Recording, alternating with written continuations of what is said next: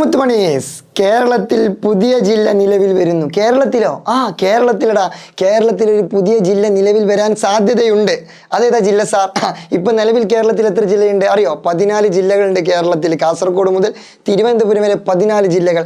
ഈ 14 ജില്ലകൾക്ക് പുറമെ ഇനി ഒരു പുതിയൊരു ജില്ല വരുന്നു. അതായത് തിരുവനന്തപുരം ജില്ലയിലെ നെയ്യാറ്റിൻകര, കാട്ടാക്കട താലൂക്കുകൾ സംയുക്തമായിട്ട് കൂട്ടിയോജിപ്പിച്ചിട്ട് ഒരു പുതിയ ജില്ല നിലവിൽ വരാനുള്ള ഒരു പ്ലാൻ ഉണ്ട്. അതായത് ഈ ഒരു ഭാഗത്തെ പ്രദേശവാസികളും അവിടുത്തെ സാമുദായിക നേതാക്കളും രാഷ്ട്രീയ പാർട്ടിയിൽ ഒരുപാട് ആളുകളൊക്കെ കൂടിയിട്ട് എന്ത് ചെയ്തിട്ടുണ്ട്, ഒരു 1,00,000-ഓളം ആളുകളുടെ ഒപ്പുകൾ ശേഖരിച്ചിട്ടൊരു ഭീമമായ ഹർജി എവിടെ സമർപ്പിച്ചിട്ടുണ്ട്? മുഖ്യമന്ത്രിക്ക് സമർപ്പിച്ചിട്ടുണ്ട്. അപ്പോൾ അതിൻ്റെ ഭാഗമായിട്ട് മേ ബി എന്ത് വരാം, കേരളത്തിൽ ഒരു 15ാമത്തെ ജില്ല പിറവി കൊള്ളാൻ സാധ്യതയുണ്ട്. അത് ഒഫീഷ്യലി എന്ത് ചെയ്തിട്ടില്ല, തീരുമാനമായിട്ടില്ല.